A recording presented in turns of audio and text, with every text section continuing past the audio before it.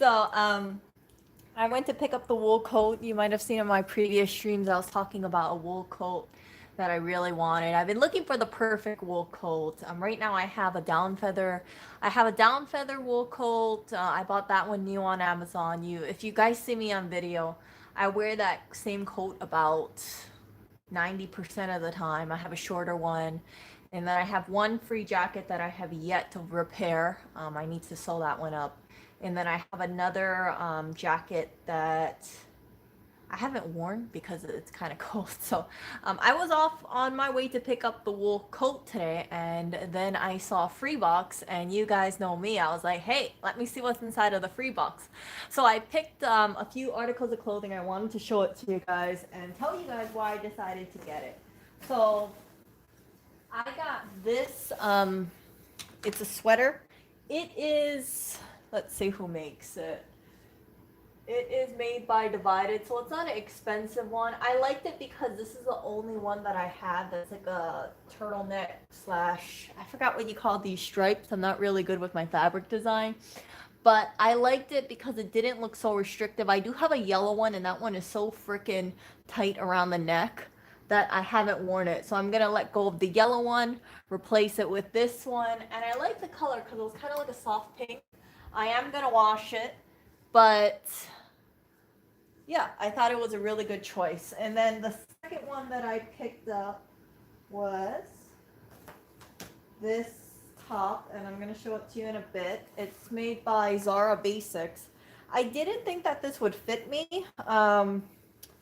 Like, I was kind of on the fence about it fitting me because it's a medium and I'm usually a small, but as I told you guys in my previous stream, one of the reasons why I pick up clothing, even if I think it's too big for me, is I don't know really how it's gonna fit me. Most of the times I'm a small. This one, surprisingly, the medium, hold up, I did it wrong. Surprisingly, the medium fits me well, and I liked it because it had a smaller stripe. Sometimes if I go with a big stripe, it makes me look kind of chunky. So this one had a lot of small stripes, but it wasn't too thick, it wasn't too thin. And I'm planning to do the whole thing that I really like to do, which is roll the sleeves up until it hits right underneath the elbow. See? So the things that I say that I like on guys, that's, oh my god, this is crooked again. I can't even do buttons today. Right? Is it? Actually, no, it isn't. No, it's not crooked. You know what it is? It's crinkled on the bottom. Yeah, so it looks like whoever decided to get rid of this, they said, F it. We're just going to have it in a ball. Looks like it was on the bottom of the closet, but this goes off into the wash, so I'm not worried about it. The other one that I showed you, that goes off onto the wash too. And I gotta swap out clothes in my closet, but I'm excited to find these finds. And then I also picked up these jeans, and this is from Page, Los Angeles. I thought it was a 27. I was kind of on the fence about getting this one because I thought, well, first of all, Erica, it's two-toned.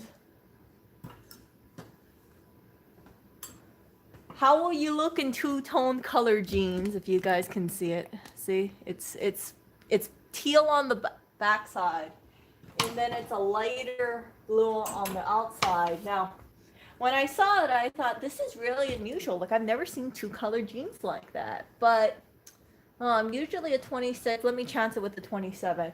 And whoops. And I didn't know, and I was just curious about it. I didn't know the retail price about this. But I had a good feeling that they weren't too cheap of a jean, and I'll tell you why. If you look at the label, where is it? If you look at over here, first of all, it has this nice little stamping that says it was established in 2004, Los Angeles, California. Has this little fancy schmancy stamp over here. Let's see. So they talk about the details. They also, I don't know if I was just looking into it, but you see those little X's? They're hand-stitched looking X's. I'm so used to like little, like kind of some certain jeans, like if they're not mass produced from Ross or they're kind of like a little bit more expensive, they have like little small details. It's all in the details. I've been a big fan of details. And sure enough, these jeans look like they're about $250. I didn't look them up before that I grabbed them, but I thought, let me see if this fits me. It fits me. It looks kind of cute. So I think I'm going to keep them until I change my mind. And then if I change my mind, I'm sure someone else will rehome them. Summer's coming up. I'm going with the whole long jeans thing. So instead of wearing leggings year round, I can move over to my jeans. It's kind of cold right now. So I am staying away from that. I'm not too big of a fan of the edges. I mean, on the bottom, you can see it's like these long strings. I can cut them off, but still. I probably will tuck them into some boots. I thought these would really be kind of cute if I had some boots. Like, yeah, some cute sneakers or some like Chelsea boots. I thought those would be really cute with this. But, yeah. And then finally, the one that I really was so excited about. Mind you, it does have some fur on here, but everything that we have has fur. Is this thing, and I'll show it to you. So the woman who gave it away said this was her favorite coat for a couple of years. However, seems like she upgraded her coat, or she didn't want to do repairs for this. So there is a few repairs that I need to do about this. So it's an Ellen Tracy coat. It is wool. It's dry clean only. And once I saw it, I thought, ooh, that looks nice. Here, let me show you guys this. See that? So the collar isn't exactly how I wanted it to be.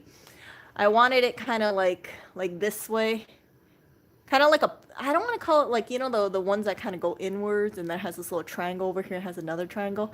I wanted that, but this one looks pretty good too. It is missing a button right here. You see, you got 2 buttons over here, and then you're missing a button. Yeah, you're missing 1 button over here. Wait. No, 1 button. No, you're missing a button. You're missing a button somewhere. I can't remember. But there's a button that's missing somewhere. And what I was thinking about doing is just taking the button over here. Because no one's going to see it if the collar's slapped over, right? And then just taking 1 button here, taking both of the buttons out. And then sewing it to wherever it's missing the button. Yeah, let's see here. We got, no, this one, oh yeah, it's missing a button. Yeah, it's missing a button right there. See? So this hole would go over there, and then this hole over here would go over here. So yeah, just doing some little thing over there. And again, you can't tell that I have a button over here. See that? Like no one will be able to tell. So if I move this button, or if I take both of these buttons out on both sides and then move one over here, then nobody will be none the wiser except you guys, except you 5 followers. So this one, it does look like it needs to be cleaned. However, it said dry clean only. And there's also a hole in the pocket. I don't know if you guys can see it. See this? This is something that I can easily hand stitch. Seems like there's some coins that fell underneath, so I'm gonna have to fish that thing out. But yeah, I'm genuinely surprised, because I would think if you really love a coat, how hard is it to get a replacement button, or just move a button downwards, or bring it to a tailor and then get new buttons put in. And yeah, so you can see that there's some string. I don't know if you guys can see it, some loose string, so I need to cut that out. But I kind of think, yeah, it's a really nice coat. I'm really happy that I have it, and I'm really happy that I can rehome it. The woman that I was speaking to said that she was happy that that someone was willing to take it. I was surprised. Like nobody else wanted this coat except me. And what a coincidence for me to tell you guys, oh yeah, I'm looking for a wool coat, but I don't want to buy one because it's like $200, and I have like 3. I have like 3 coats right now. So yeah, it's a nice coat. Until I find something better, I will just keep this coat. I want to have one of those like Vava Voom coats. The really like showstopper black wool coat. But those will most likely cost $1,000. And with one long down jacket coat and one wool coat, really no sense about me paying $1,000 for a coat. I'm just gonna wait until some New Yorker throws away their wool coat and do it that way. So those were the three things that I picked up today. The turtleneck, yeah, I think the turtleneck was kind of cheap. It was like 20-30 bucks. The H&M shirt was probably about 20 bucks. The jeans were about $200, and then this coat is about $250 or so. Good finds. And again, New Yorkers are very so the stuff that I find here in New York, I would not be able to find in Hawaii. People do not spend so much money on clothes in Hawaii, and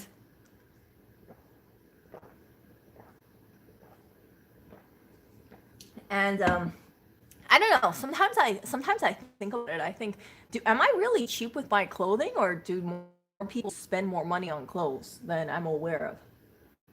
In Hawaii, a lot of time people just buy some really, like a lot of people that I know in Hawaii, they shop at TJ Maxx, they shop at Ross Dress for Less. You know, the discount stores where they say, oh, if you buy this at a store, the retail price is $30, but you can buy it for only 20 bucks or so. A lot of people shop there. But in New York, different story. It's regular. It's not unusual to find people throwing out $200 items. Having bunch of expensive jeans, and it's very strange to me. It's super strange how I find clothes that fit me, because you guys know I'm about 5'4". My measurements are about like 31, 26, 33 or so. So I'm not that big, and I'm not that skinny. I'm about a 2 to 4 in measurement. So it's very strange that I find a lot of the clothes that I find seem to be around my height, seem to cut off at a good like length, and it just like I don't really have to do. I would say about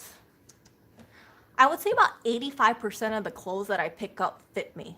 The clothes that I find and pick up that fit me, there's not too many people that give away extra large clothings or larges. Very strange. Maybe it's just people around my size tend to go through more clothes. Maybe they're more giving in terms of clothes. Who knows? But genuinely very, very happy to come across that.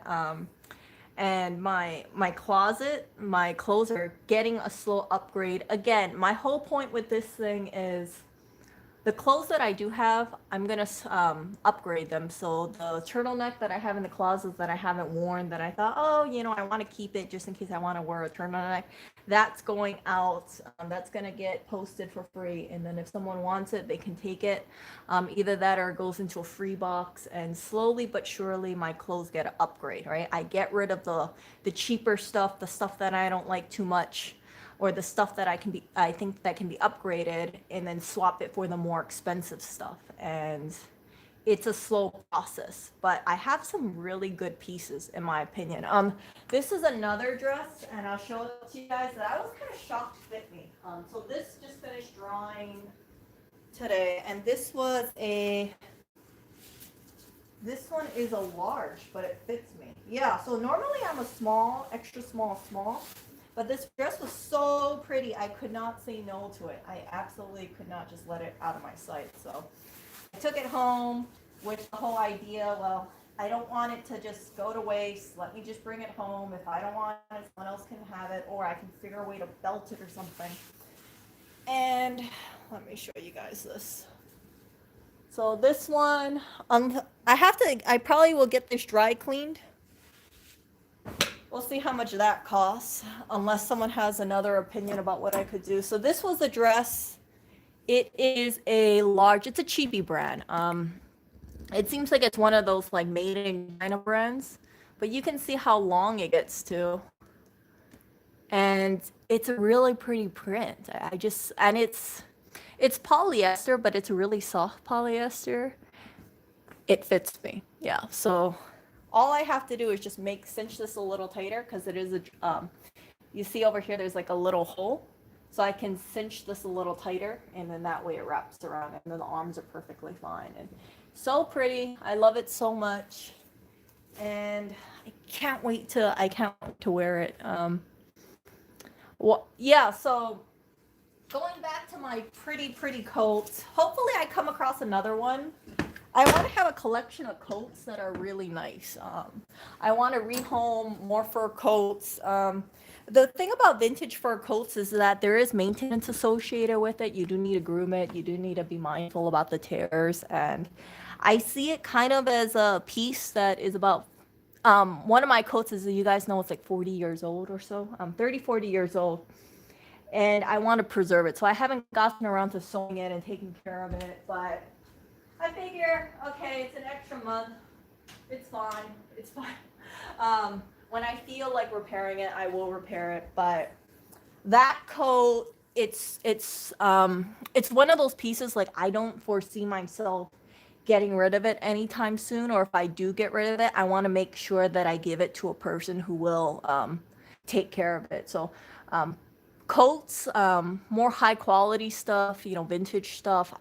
You will not see me throw those things away in the trash can. I will try my best to rehome it, or better yet, if I can't, then I'll do a free box. But there is just I've shared it with you guys. There's such a stigma about vintage fur coats in the United States or in general, and I think it's really sad because, like, some of these, like that coat that I have, I'm pretty damn sure it's older than me. I wouldn't be surprised if it's older than me. I heard the coat was from the 70s, and the person got it secondhand as a gift. So I might be the third owner or the fourth owner. I'm not too sure.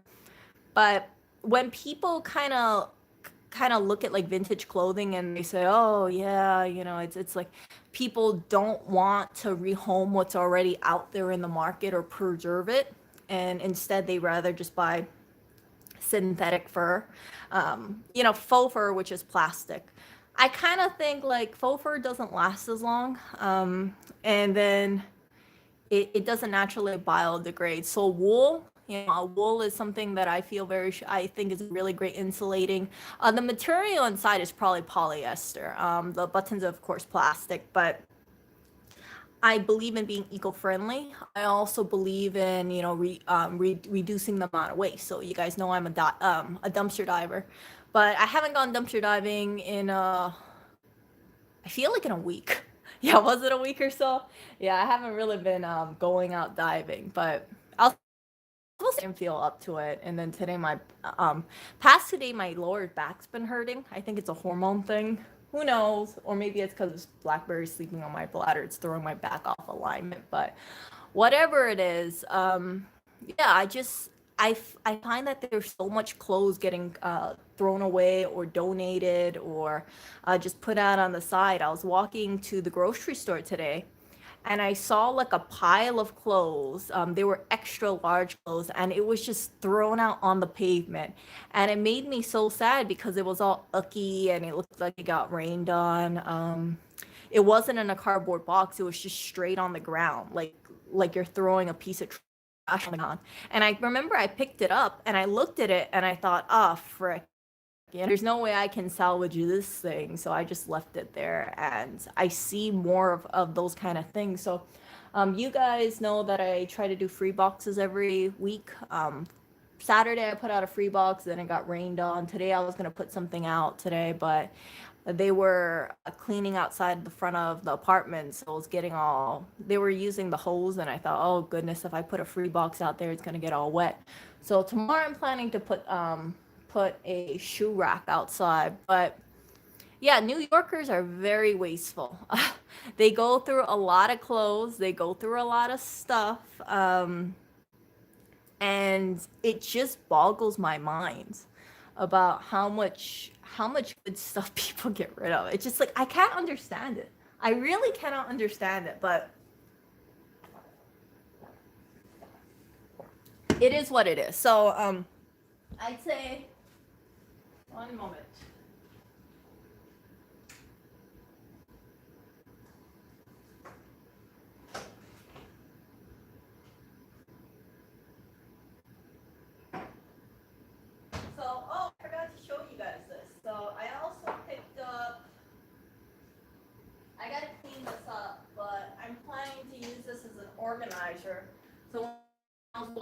today. I've been looking for a kitchen organizer for my notepads and my pens and stuff like that.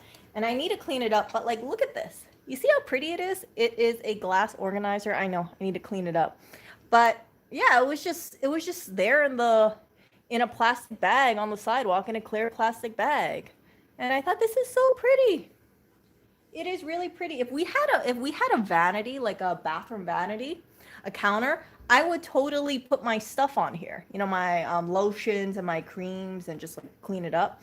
But in New York, people just toss it. They're like, "Oh, it's a little dirty over here on the glass, so I'm gonna toss it." And instead of giving it for free, they just get rid of it. So if you look, it has this like metal, I don't know what it's called, but metal border of sorts on top of the glass, and it's a really nice piece. So I need to clean this thing up. I already know what I'm gonna put on here.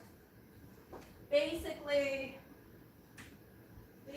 my lotion, my candy, yes, my candy, just stuff like small little pens and notepad over there, and use that. So, and then yeah, so New Yorkers. Oh, and then this is my container that I use. See this? Oh wait, let me show this. This is my container that I have my multivitamins in. This is actually a candlestick holder, I believe. I think it's either a tea lamp holder, or it's either for, I think it's for tea lights. But I saw this on the sidewalk, and it looked it got rained on, but it was so pretty that I thought, oh, let me just take it home. Let me put it in the dishwasher so it's sanitized and clean. And then every time I take my multivitamins, it looks so much better than just keeping it inside of a freaking cup. So yeah, we have two of them. Lewis has one, I have one, and they're matching, and it just is so pretty. And then my other piece, so you guys have seen this before. This is my little expensive Tiffany & Co. cup. I have a set of two.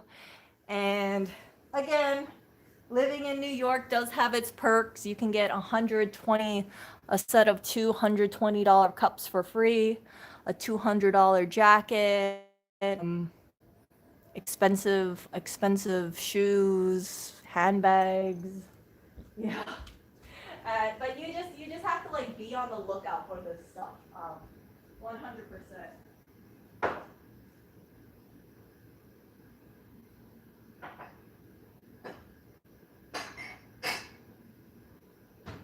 So, yeah. Oh, and then I'm gonna show you guys this. So I'm keeping it like super expensive in terms of my clothes, or trying to keep it a little bit more pricey. And my hope is that slowly but surely, I upgrade things to the point where it looks expensive, but then I can proudly say that a lot of my gear is free. It's, let's see, $200 cup. No, it's like 120. It's Tiffany & Co. So you know that expensive store, the one with the blue box. Let me see. Do I have the box around here somewhere?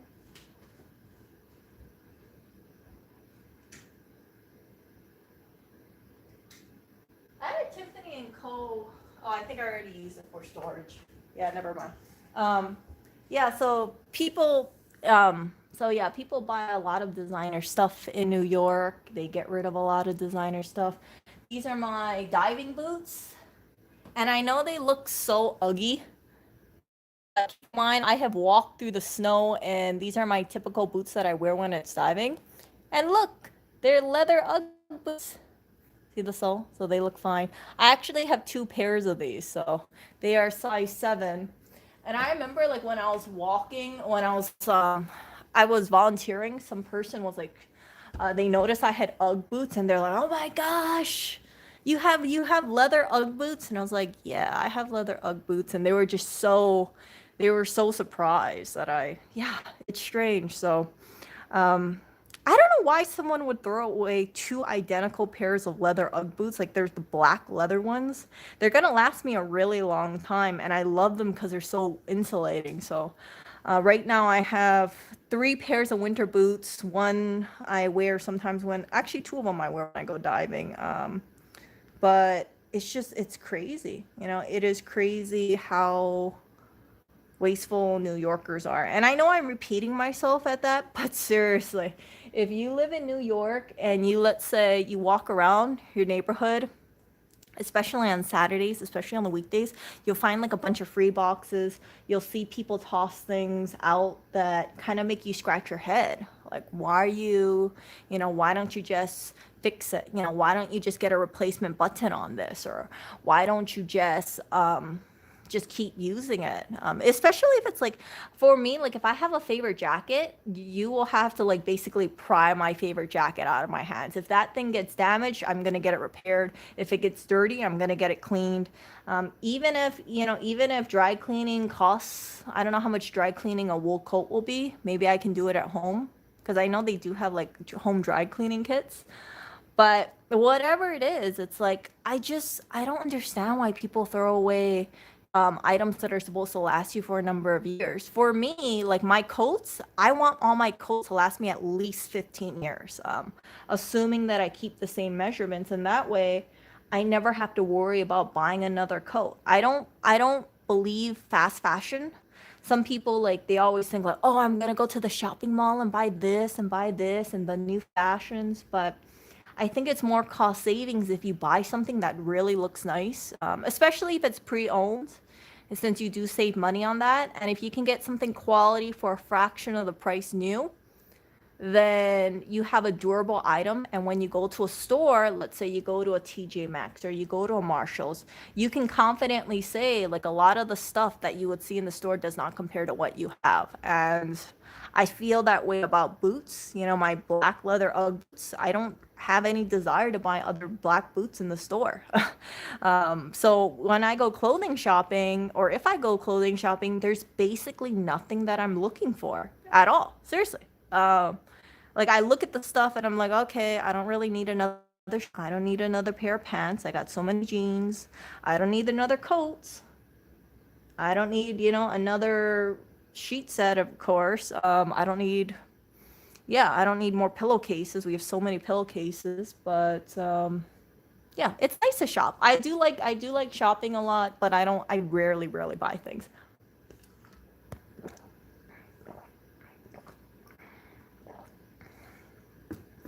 You know what? I am not good about boot maintenance because I don't maintain my boots. But you know what?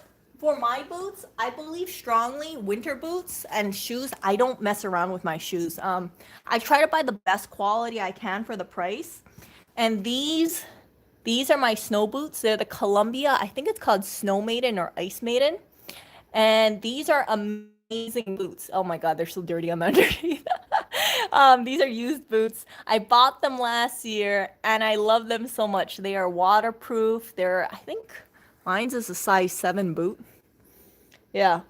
So these boots are the boots that yeah, I think they're about $80. I have no desire to buy cheaper boots. You know, once you spend money on a quality item, you're thinking like, hell with it. I don't want to spend more money on another pair of winter boots. But I know some people, they might want to buy another pair so they can rotate it.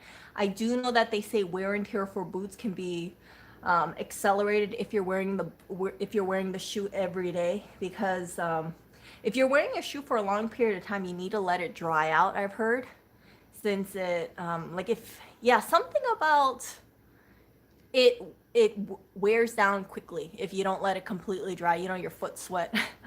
So some people do that. I don't do that. I really should do that, but I don't go out every day anyway. So yeah, so winter boots are something that I don't cheap out 100%. I think I shared with you guys when I was in Maine for with Lewis for Right to Repair. I went out, okay? I brought my winter boots with me for 2 times, okay? Both of the times it didn't snow. And then the third time, I said, "Okay, I don't need to bring my winter boots." Guess what? It snowed. So when we went over to Maine, I actually slipped on my ass because I didn't realize how slippery the snow was. You know, the black ice or the super smooth ice. And man, I never forgot that instance at all. So I don't know if it's, yeah, so sneakers, I don't understand why people wear sneakers when it snows. It's, you know, when you see it like being really snowy and you're walking through snow, I still see people wear sneakers. And it blows my mind because I think to myself, hell, I'm a chick from Hawaii. And as soon as I saw snow outside, I think it was the first time I saw snow was 2019, right? First time I saw snow, I thought, man, I gotta buy some snow boots. You know, I gotta buy the rugged snow boots. I gotta make sure I have the durable ones that maybe aren't $200, but highly rated ones. And I still see people wear sneakers when it snows in New York. I don't know how they deal with all the wet, icy snow going up through the fabric of their sneakers, but it blows my mind. Like, how can you be a New Yorker and not have snow boots when it snows? And you can't tell me, oh, Erica, it's because, you know, it's their first winter time. No, no. They really should have snow boots. I tend to kind of yeah, I'm definitely like packed up warmly for the winter, for sure. So I got snow boots. I don't wear my leather Uggs when it's if it's cold, I'll wear the Uggs. But if it's snowing, I don't want to damage the Uggs, because you know ice melts, right? And then I don't want to get the water seeping through them. But I see people, and this is the other thing that irks me. Okay, I see women when it snows wearing their cute UGG boots, and then they don't put any protectant on their UGG boots either. And I just think like, oh no, your UGG boots are gonna get destroyed if you don't have any protector on it. Like, how can you be trampling through snow with regular suede UGG boots? But yeah, it just like boggles my mind. So just one of those things. So yeah, I don't know about Columbia boot maintenance. I mean, I don't really maintain my boots. It's at all. But you know, if you get stuff stuck on it, then clean it off. But I think just I don't know, like there's not really much there isn't leather for me to maintain. There isn't anything for me to condition. I do, you know, I should actually have leather conditioner for my UGG boots, but I don't. Yeah, I kind of treat those UGG boots like crap because they're my diving boots. Like if it's cold and I want to go diving, then I'll wear those boots because those boots are way more insulating than sneakers. And I take my foot care very seriously when it's cold. There's nothing more miserable than going out in the cold, feeling your fingers get really cold and feeling your toes get really cold. So let me read this. I don't know if my channel's wild. Some people would say my channel's all over the freaking place, but yeah, this is just I want to say like this is just rantings of a dumpster diver. And I don't know. It's like I dumpster dive, but I don't dumpster dive nearly as much as other people. I guess I'm more like a sidewalk picker of sorts, or I'm just picking up my clothes. But I do hope that in the future I come out with much nicer clothes, and it would be great in my opinion if I have like a whole wardrobe of like premium brands, and I can tell you guys like, oh, look at my closet, look at all this expensive clothes I have over here, and this is why people should go diving because you don't know what you could find, especially in wasteful New York. If you try to do this in Hawaii, you're gonna find crap, absolute crap. Like nobody has free boxes in Hawaii. Okay, if there was, I would definitely have bid on it, but no. If you want to get cheaper clothing, you got to go to Goodwill. You got to go Savers. And then even then, you're fighting the crowd. So don't think that you go over to Hawaii and then you can easily find stuff like. And the stuff people donate in Hawaii, I'm not gonna lie to you guys, like that stuff usually is like well, you know, the stuff like you can tell it was people wore it repeatedly.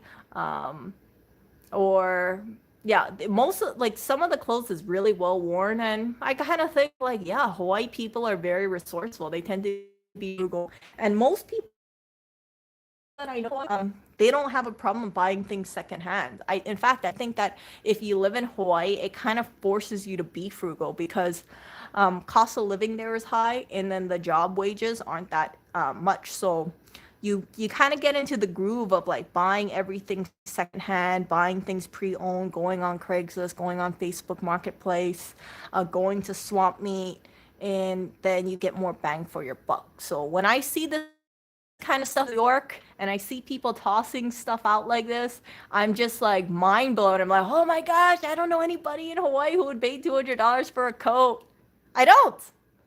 And then if they do, then I don't know anybody who would be like, oh, I spent $200 on a coat and then I lost a button, but it was my favorite coat, but yeah, I got rid of it and I lost a button.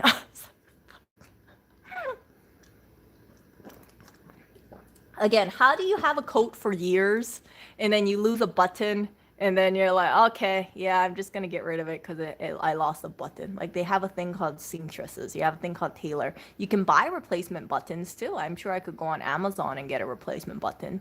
But I'm just gonna take a button from the top because no one's gonna notice and yeah, just replace it myself.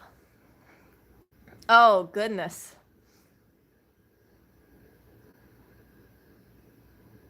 Oh no, my boots are definitely dirty. They weren't like this when I got them, but keep in mind it's like I'm walking through snow. Sometimes it's like I should condition them, I should take care of them, but they're kind of like my rugged boot. You know, I kick them around, I'm on the bafang sometimes. And I have another pair, but these were the more beat up of the two, so yeah, I wasn't. And then they also have shoe repair places, so if you look really closely, you can see the back seam of it. I don't know if you guys can see it, but there's stitching over here. So I could try to stitch it myself with, I guess, a leather needle. Yeah, I think I'm just going to do my own repair for this or just leave it be. And yeah, just take care of it myself. But yeah, something like that wool coat, I'm very tempted to just bring it over to a dry cleaner. Pay them, I don't know, 20, 30 bucks for it and say, hey, yeah, take care of it. Or spot clean it, but I probably should take it to a dry cleaner. I don't really trust myself too much with the wool coat. I know that, I have a washing machine here, so I could wash it myself. I can air dry it, but not too familiar with washing this kind of stuff. And I don't want to ruin it. Even if it's a free coat, I don't want to ruin it because I don't know what's going to happen to it. What made me start diving is I was really curious. There is a thing called a freegan culture over here. So hold on.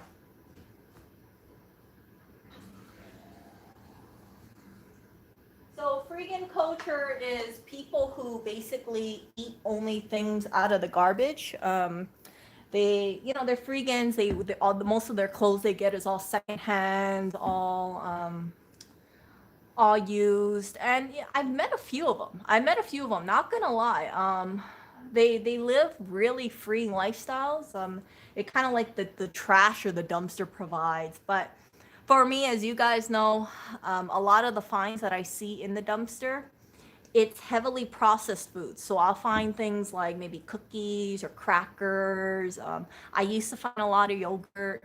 There might be things like cheeses, sandwiches. Yeah, lots of sandwiches, salads. But I'm not interested in that kind of stuff.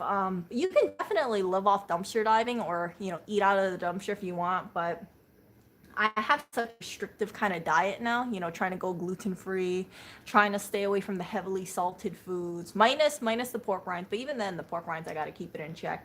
I have never found pork rinds dumpster diving. So I feel like I lost some of my coolness with some people when they found out I buy my food. They're probably thinking like, what? I thought this girl was like a dumpster diver, like a freak. I'm like, no, I'm not a freegan. I shop at Amazon. I know some like you got people in New York who are like anti Jeff Bezos, anti Amazon, and here I am with my Amazon delivery, getting my grass fed meat off Amazon Fresh because it's like cheaper. I don't even know where the hell I'm gonna get grass fed beef in walking distance from where we live, and yeah, so I just feel a little not so cool because I buy my groceries. But yay, you know what? It's okay. It's okay. But some people they dive a lot and they find so many good things out of the dumpster. And I'm not really looking for food too much anymore. Mostly the stuff I'm looking for is really high quality stuff like hand soap or things that we use. Like, I don't mind, you guys remember I picked this up, I picked 3 bottles of this up. I just have to empty out the bottle. I mean, I just take out the top and pour it into a bottle or put a pump on it, and then we can use it. So it's like practical stuff. So it's mostly the stuff that I get is stuff that we can use, stuff that I can easily rehome, or stuff that I have been personally looking for. And um, yeah, it's great. It's like a little hobby for me. I know some people will give me crap about it, say, oh, but I see it as like I'm saving things from the landfill. I'm rehoming certain things, and it's great. It's really great to do my little part about this. But I'm lucky because there's not too many compactors in New York. In Hawaii, it's compactor central, so I cannot go dumpster diving in Hawaii. It's also illegal to dumpster dive in Hawaii. Yeah, so it's living in New York is really, it's adventurous. That's the best way I can put it.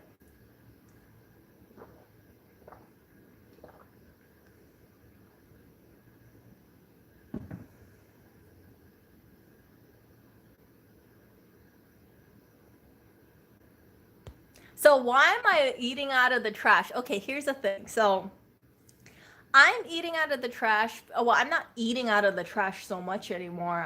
We buy most of, I'd say like 90% of our groceries we get out of, actually, no, not 90, 95% of the groceries that we get are from Amazon. So I get a food delivery, Amazon Fresh, or Whole Foods delivery. So the stuff that I do, it's really just for fun. The stuff that I grab is things like, I used to grab yogurts before that were already, like, I've done diving videos, you guys can see it.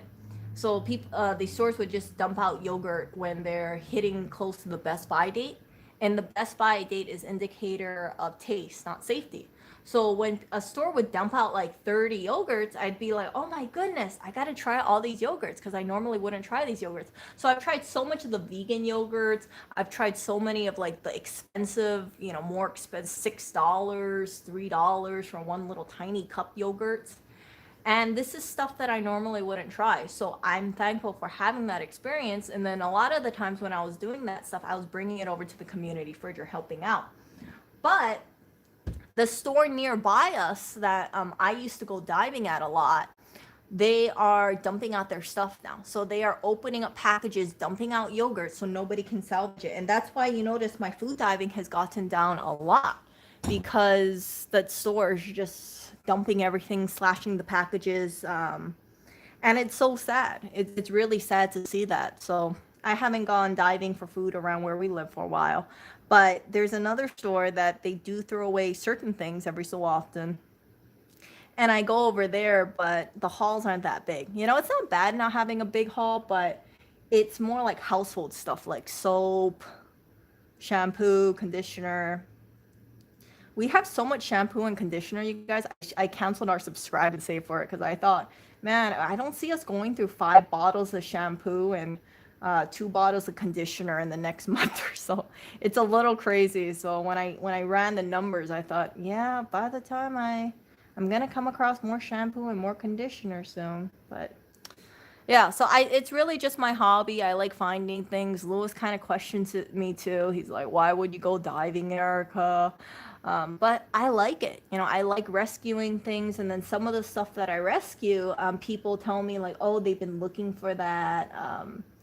Or they asked me like, why are you getting rid of this thing? I shared with you guys I got rid of like $100 worth of pom-poms, and I gave it all to a knitter, and they were so surprised. They're like, oh my gosh. So that person probably thought like I was a shopaholic because I was giving them so much. The pom-poms that go on top of knitted beanies? Yeah, I gave them a bunch of them, and they were brand new in the packaging too, so they were still sealed up in packs of 3. So those kind of things, it's like I see it as diverting landfill waste, and then connecting it to other people. So people save money. New York City landfills are a little less produced, and I feel like the intermediary. And I don't mind it because sometimes like some of the stuff I'll be like, oh, okay, let me try how this is. Oh, okay, this is pretty cool laundry detergent. Oh, okay, this hand soap's a little drying. Okay, let's not use it.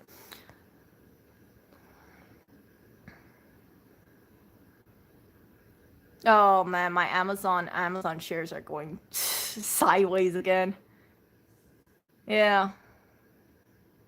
Fractal says when we use not new stuff, there is no need to buy new products. Yeah, you know, if anybody is squeamish about buying pre-owned clothing, my thinking is this: you go over to a store, right? When you go over to a store and you try on clothing, how do you know it's not a return, right? Let's say you buy a shirt and then from Macy's, you don't know if someone bought that shirt, wore it out to a date, you know, hid the tags, and then returned it back. How do I say this? Because I used to do this back in high school. I remember when I was in high school, one of my friends, she got her, we had like a sophomore banquet or something, so she bought this dress from Macy's, and she hid the tags over it. So they have a big tag, and so what she did is she wore a cardigan or something like that. So she tucked the tag in, she wore a cardigan over it just to make sure nobody can see it. And then she took pictures, and then after she was done, you know what she did? She just took off the dress, returned it back to Macy's, got her money back. And I know some people would say, "Oh, you're not supposed to do that, Erica." But you know what? A lot of people do that, and that's what people do to save money. So don't think that if you buy clothes from Macy's, you're going to be the only person who wore it, because there could have been multiple people trying on that same piece of clothing, people doing the same thing like my friend did back in high school, and buying clothes for a date or for a dinner and then returning it, you know, spritzing some Febreze or something. So the people that I find buy things for retail price, I kind of think like, it all depends on your tolerance. I rather buy something pre-owned, have it be a higher quality item, and then keep it for a number of years. I don't resell any of my clothes. Maybe it's just a mental thing, but I think like if I get it for free, especially if it's from the sidewalk, or if it's dumped in a trash bag, then by all means I could resell it if I wanted to, but basically everything that I have, it's like I don't have any plans to resell it. I'll just think like, okay, you know, I'll give it away to someone for free, pass it forward, that sort of thing. But there are certain people that if they see free things, they could resell it for sure. You know, they could bring it to something like Plato's Closet and get clothes that way, or get some money for clothes that way. You don't get too much, but it is something.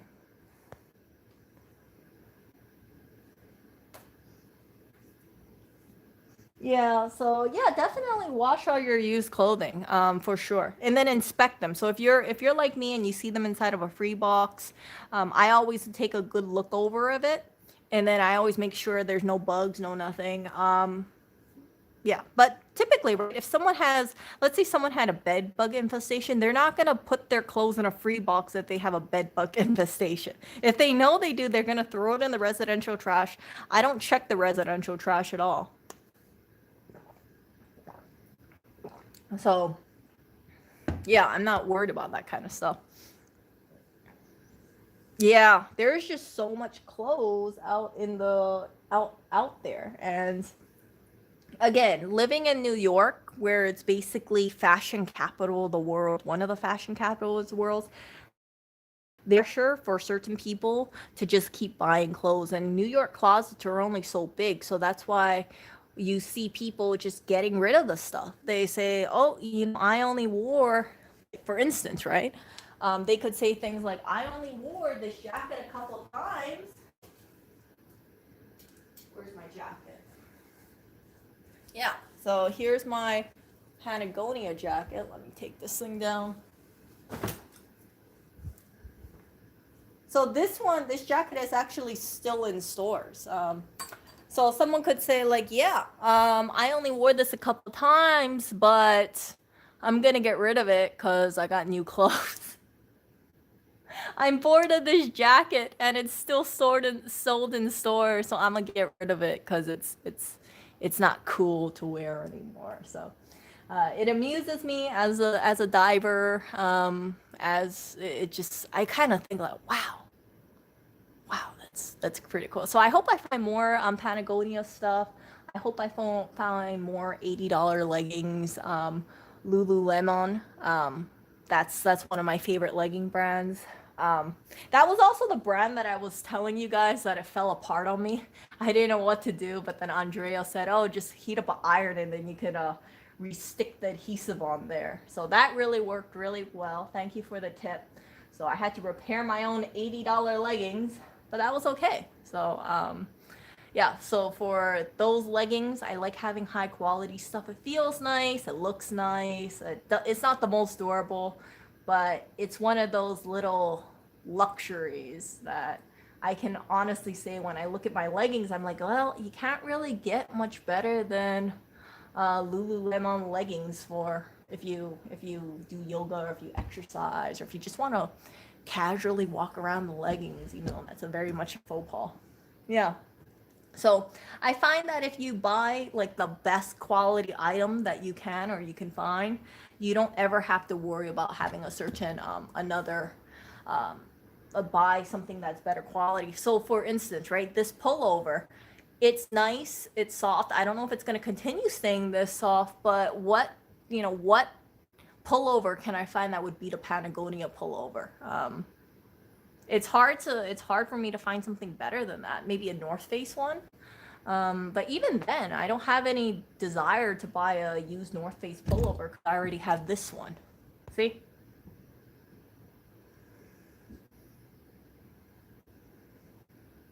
Oh yeah. So yeah, some people do that.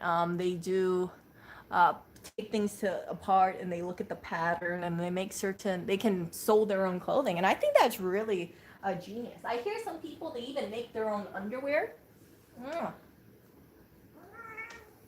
Oh, Quentin, you little baby.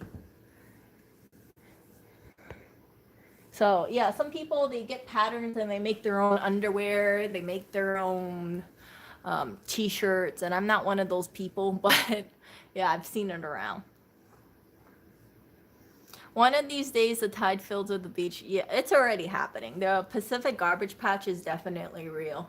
Definitely real. So anyway, I'm gonna end this stream. I gotta put some stuff away, but I just wanted to share with you guys my little finds for, it seems, this week, and I definitely need to start. I'm still getting rid of things around the apartment, but I need to really focus on the closet because at this point I'm getting in new pieces and I have to figure out, like, okay, I can't keep everything in there, right? So it's a slow process of maybe like posting 8 items at a time for my closet, 8 items a week.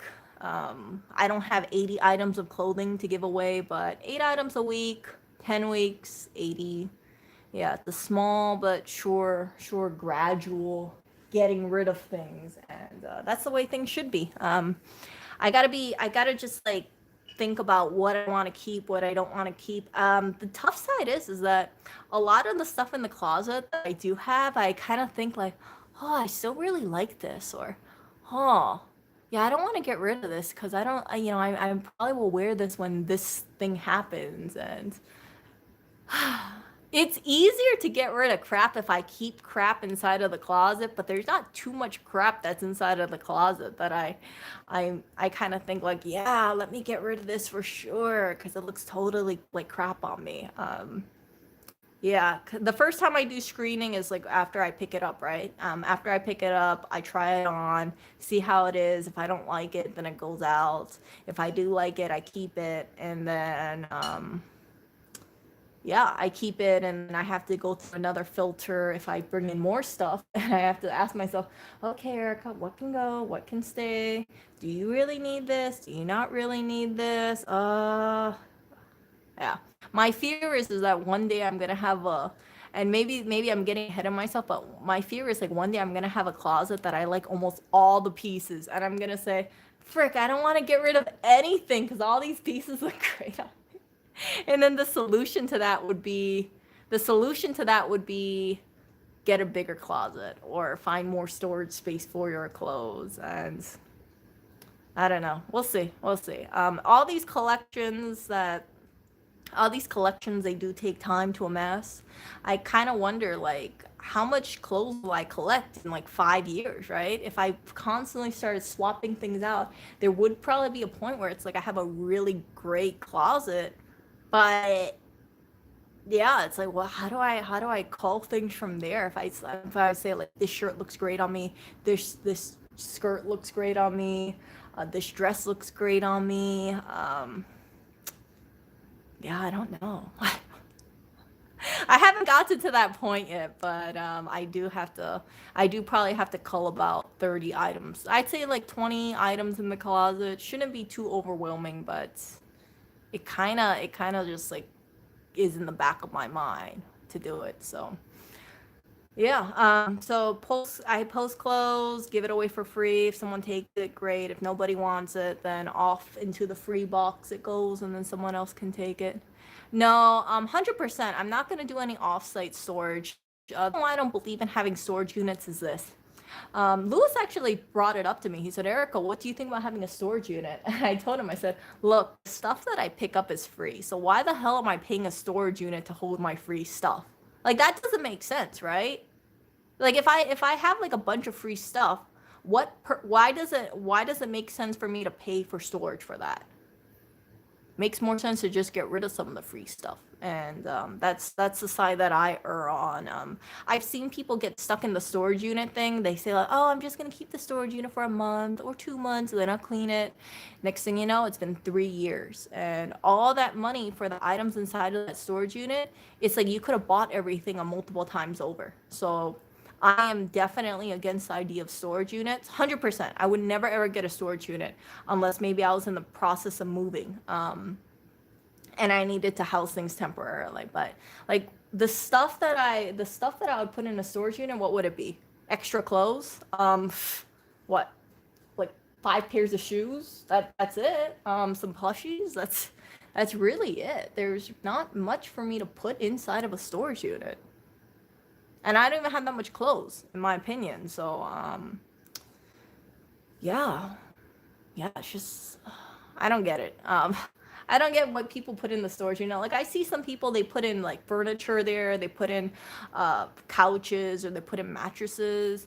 Again, unless you're in the middle of moving, you're better off just giving it away for free. Seriously. And if you have a piece of furniture that really is similar to you, like it's an antique, why the hell are you keeping it in storage? Why don't you get rid of your own current furniture? Um, Show off the vintage furniture, the antique furniture, and then get rid of your cheapy ones. So yeah, if we had vintage furniture around here, 100% I would be getting rid of a lot of the other furniture and just swapping it out. I would say like, well, yeah, you don't pay for storage unit for cheap furniture at all. But yeah, I haven't come across that yet. I do see some people in New York getting rid of furniture. Usually it's kind of cheapy stuff, but yeah, it's fine. It's fine. I don't know how much a storage unit costs. It's pretty expensive though, and it's out of the way, so it's not like if I stored, let's say, I don't know, a couch over there. Like how I have to bring the couch over there. Then I gotta transport the couch over. You know how much movers cost? Movers are like $100 an hour. So I don't see the point of paying $100 or paying a mover to help bring the couch down multiple flights of stairs, and then pay another mover to bring the couch up multiple flights of stairs, because that's $100 to bring it to the storage unit, $100 to bring the thing back up.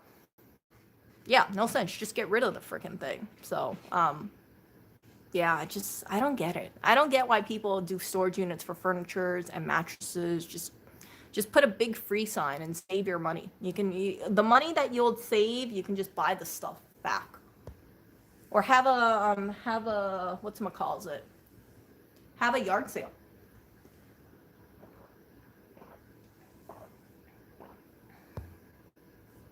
Okay, so Sir Robin has a small storage unit for seasonal gear. If you feel like the cost of storing it is worth it, then by all means do it. I don't know how big your storage unit is, but like if I did camping and I did that kind of stuff, I would just keep it in the freaking apartment. I would say, you know what? I don't care if it looks like an eyesore. I don't think it's bad thing looking like you got an outdoor shed in the middle of the apartment, because you're not paying for an additional storage unit. Now, keep in mind, we don't keep canoes over here. We don't have a surfboard over here. So Yeah, we don't have to think about that kind of stuff. But I would never ever get a storage unit unless I really needed to get one. But so much easier to just slowly get rid of stuff. And again, you don't have to be like one of those like home declutter places where they say, oh yeah, we emptied out this place that had 2 tons of crap in it in 3 days, like a team of 20 kind of thing. Just do it yourself. And don't rely on storage unit, because I've watched those hoarder shows. Their shows, they talk about people who buy a storage unit, put their crap in there, and then they buy another storage unit, and then another, and next thing you know, they're paying something like $10,000 a year for storage units, and their stuff is not worth $10,000 a year to store, right? So yeah, just get rid of that thing and then do it that way. So yeah, I think like if you get to a point where you really need a storage unit, you just gotta work slowly at it, and then just slowly get rid of stuff. So today, no, actually tomorrow, I have about 7 items. I'm gonna offload to people. That like a deep fryer. I don't need a deep fryer in this apartment. I'm swapping it out because yeah, it's not healthy for me to deep fry. I found the thing on the street, picked it up, and I realized like, oh, Erica, you're not gonna use a deep fryer. Sure enough, 3 months later, I didn't use a deep fryer. I've been staring at it, thinking like, okay, Erica, you're gonna use a deep fryer. I didn't get around to it, so it's just taking up space, and I got rid of it. And then instead, I'm gonna pick up an air fryer for free, and then see if I use the air fryer. I'm thinking about doing what Asra Kanlu does and just get pork belly. I bought the pork belly, by the way, and then use the air fryer to cook the pork belly. And you know what? If the air fryer doesn't work out, if I don't like using it, then I'll just give that air fryer away as well. So I never have to pay the cost for a lot of these appliances. And if I just get tired of using it, like screw it, just rehome it to someone else.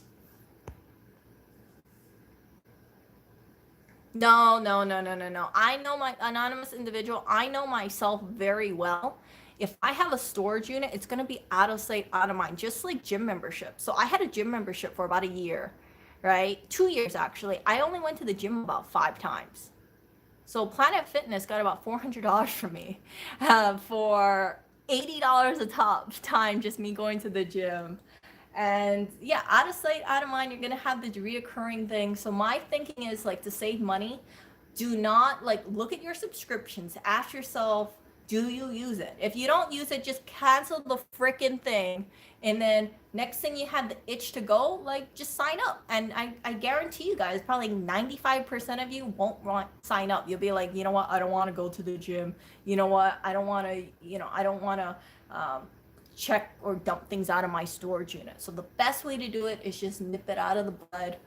Don't sign up for the subscription stuff. I don't sign up for any magazines, any of the reoccurring stuff. I don't like it at all, because I just see it as like money eaters. Just eat away at stuff.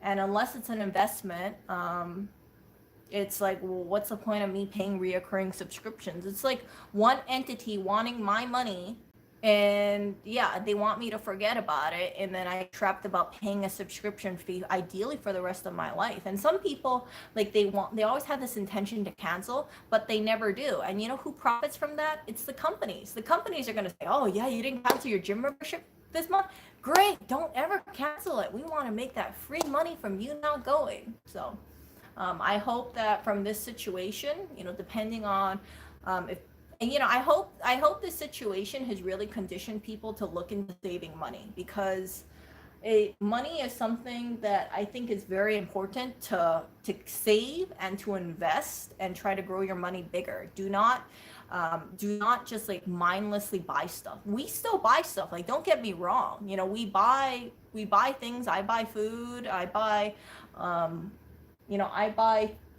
stuff that we need, or I try to get it cheaper. For instance, where's my candy?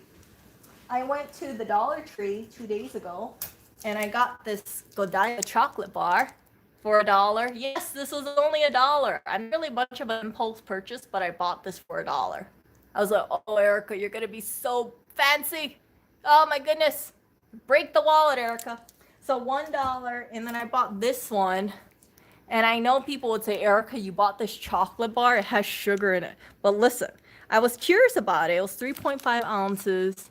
And yeah, I know it has sugar. Like, look at 10 squares, 22 grams. Hopefully I can only eat 5 grams. But look, it was a product of Poland. So me eating Poland made in chocolate for $1. So one, two, three, four, five, 6.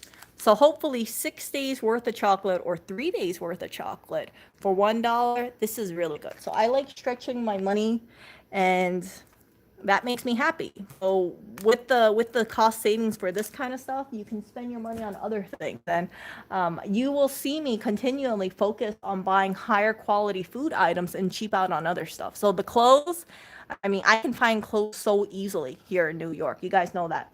So, and hand soap, like I don't got to worry about the hand soap. I dive anyway. So the cost savings that I have for a lot of the other stuff, because we live a very frugal lifestyle, use it to buy things like grass-fed beef, and that's about $12 a pound. I eat about 1.5 pounds a week, 1 to 1.5 pounds a week. And you guys see my shopping. You guys see like stuff I buy. I buy something like 2 mangoes, $2 to $4 bag of pork rinds a week, $3 for Greek yogurt. And I live a low-cost lifestyle, but I try to surround myself with higher quality items. And I think that's really the way to go. If I take care of my health, then I don't have to worry about having medical bills. Hopefully not, right? I don't have to worry about blood pressure things. I don't have to really work too much on cavities. And again, I'm not like zero sugar at all, but it's like reduced sugar. It's definitely less than I used to eat before. Of course, the Godiva definitely is better. It's only about one, two, three, four. So 25 cents a piece. I was like, ooh, fancy. I do like, between Godiva and C's, I rather eat C's. But Godiva is so rich and so tasty that I'll just eat one piece and I'll be good. Yeah, so this being at the Dollar Tree, you can see, look at this, best before September 2021. It's kind of close to the best before date. And maybe that's why it's at Dollar Tree. Who knows? But $1, I'm really happy about it. Hopefully one day I come across a giant candy haul. And if I find that giant candy haul, oh my goodness, I'm going to be so happy. Now, you know what? I mean, like, my cooking is so basic. I just make eggs, just scramble some eggs on a cast iron skillet, throw food in an Instant Pot, throw some meat and vegetables and beef bone broth packets inside of an Instant Pot. Like, my cooking is super simple, and I don't like cooking all the time, but it works for me really well because I try not to eat fast food. I do have my vices. My vices is sugar, and my vices is like pork rinds, but other than that, like, my diet's pretty freaking good. Yeah, I'm still waiting for my candy haul. I don't know where the hell this candy haul is, but I haven't gone diving today, so if I don't go diving, it's just wishing it, right? Maybe tomorrow I'll go diving now that I think about it. Who knows? Hopefully my back feels better. Again, I don't know why I have back pain, but yeah, my back's been sore for the last 2 days. I still think it's blackberry. So, yeah. Oh, here's another thing that I bought. So, yeah, if you guys are not familiar with Dollar Tree, I highly recommend going over there. But keep in mind what the price of per ounce is. So, for instance, right? This is something that I normally eat. I don't eat it too often, but you can see it's gluten-free. It's the Quaker lightly salted rice cakes. I get it off Amazon Fresh. I think it's about $2.50. Or you can buy it in stores here in New York for about $3. Yeah. So it's 4.47 ounce, $2.50. I went to Dollar Tree yesterday. I picked these up. 4.2 ounces for $1. And this one was $1. So everything in Dollar Tree is $1. So this thing, it is, I don't really care about the whole vegan thing, but it has no preservatives, it's gluten-free, no GMO. The best use by date is August 2021. And I thought, you know what? Frick, $1? Let me buy 2 of them. So this was $1. My other thing was $1. My Godiva chocolate was $1. My cheapy Poland chocolate bar that I want to try is $1. And then I also got cotton swabs for $1. So 300 of them for $1. So I don't really go to the Dollar Tree too often, but you can see like the way I shop, it's things that I normally consume anyway. And I'm willing to try it because I do eat rice cakes and I do consume chocolate. I don't like buying too much knickknacks. Contrary to what you guys might think, I really don't buy too much crap. I try to just stick with the healthier choices, and I think, hey, if I see something that I think is a good price, let me buy it and let me just see how it is. Yeah, so anonymous individual. Funny thing is, like when I first went to Dollar Tree, I was looking around and I heard everything was $1, but I was like looking at the price and I was like, is that really $1? Is everything really $1? Wow. So they also have like giant, the giant refill soaps. It's like 32-ounce size. They have 32-ounce size of refill soaps for $1. And when I saw that, I thought, shit, Erica, you've been buying all these freaking like hand soap stuff, right? I was thinking to myself, like, Erica, you've been diving for hand soap. I've always been looking for hand soap for diving anyway. But yeah, if I didn't go diving, I would have just bought my hand soap at Dollar Tree. Just buy 2 of them and I should be good for hand soap for 3 months. Maybe spend like $12 on hand soap for the entire year or less. I mean, I don't think we use 32 ounces of hand soap a month, but yeah. So just try to save as much money as you can. Cheap out on certain things. I don't cheap out. Okay, the thing I don't cheap out on is teeth care. For sure. I don't cheap out on toothpaste because, the toothpaste is the stuff that prevents me from getting $300 cavities, right? So this is the toothpaste that I use, Pronamel. This is about $4 a tube. Great stuff. I love it. You guys know, like if I could, I would like to spend 99 cents on toothpaste, but pros versus con, right? I use this for about a month. I think it lasts us about a month. So $4 divided by 30. I don't know how much that comes out for one little thing, but I'm pretty sure it's less than 5 cents a use. So yeah, so toothpaste is something that I don't skimp out on. Mouthwash, I don't really use that, but I don't skimp out on. And floss. Floss is something I don't skimp out on too. And this is I know this is gonna sound funny, but this is my bougie floss. This floss, you guys, not gonna lie, this is the best floss I've used. It was like about $5 for 30 yards. I'm such a freaking cheapskate. You guys know this, right? 100%. Everybody can. I will not use any other floss but this floss moving forward.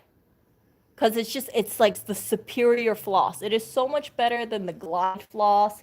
If you guys hate flossing, I highly, highly, highly recommend using this floss.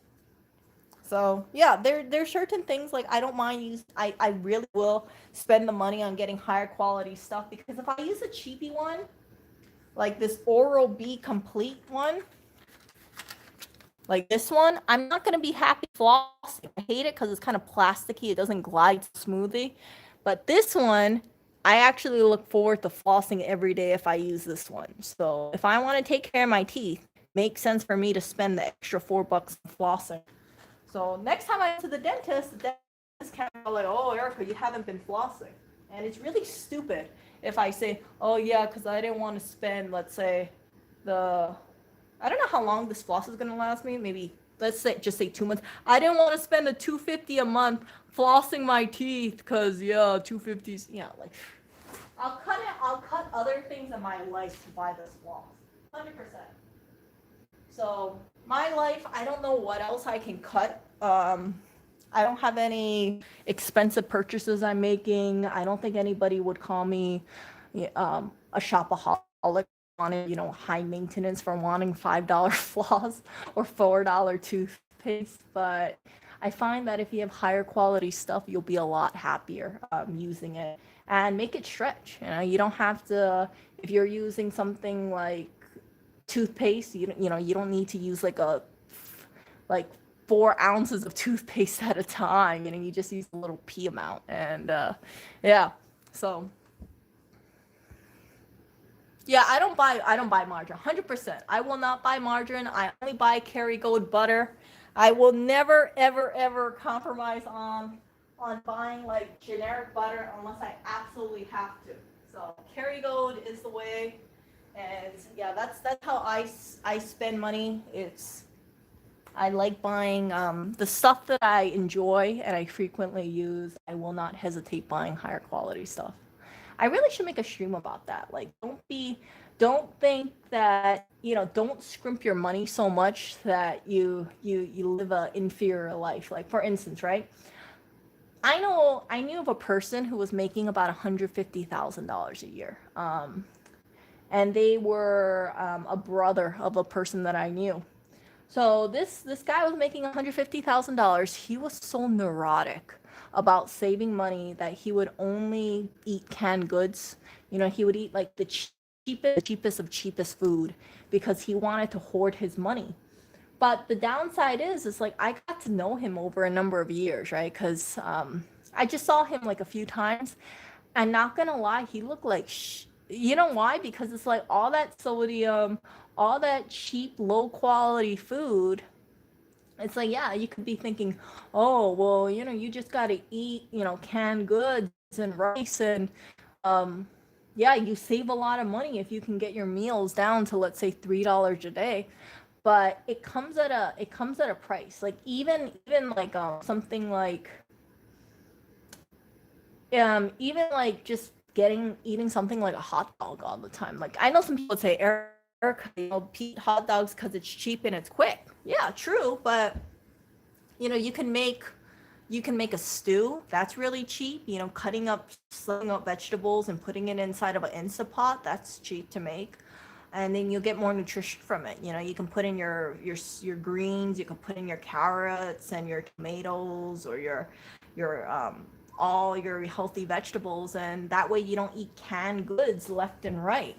Again, like, I'm not knocking people if if their financial status, like, they can only eat canned goods, but if you are making like six figures and you are just living a really poverty kind of cheap lifestyle because you're afraid of spending money, then I kind of think, like, what's the point of saving money? What's the point of saving money if you're going to just eat really cheap, low quality stuff, just for the sake of saving money?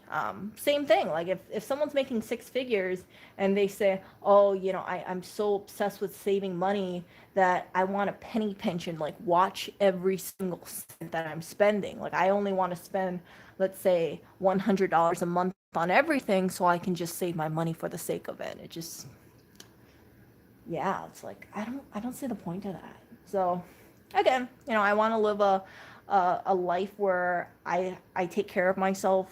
I feel like my teeth are going to be kept in check. My $4 toothpaste and my $5 floss is not going to break the bank. I think that comes out to what, $30 a year or less on dental care, right? Maybe, like, if it was just myself, I think I'd go through one tube every 2.5 months. But let's just, so 24 dollars a year on toothpaste. Maybe, I don't know how much floss I would use because this is my first one, but let's just say I go through four. Yeah, so let's say 60. Like, I can spend $60 a month on my teeth. Okay, I can spend $5 a month on my teeth for sure. No questions asked, because I want these teeth to last me until I'm 70, 80 years old. So yeah, if people are so focused on saving money and then they lose track of why they're saving money, which is to live a long, healthy life, it's psychologically, I think, very damaging. Yeah, so don't be like that guy who's makes $150,000 a year and just eats canned goods because he's so focused on saving money.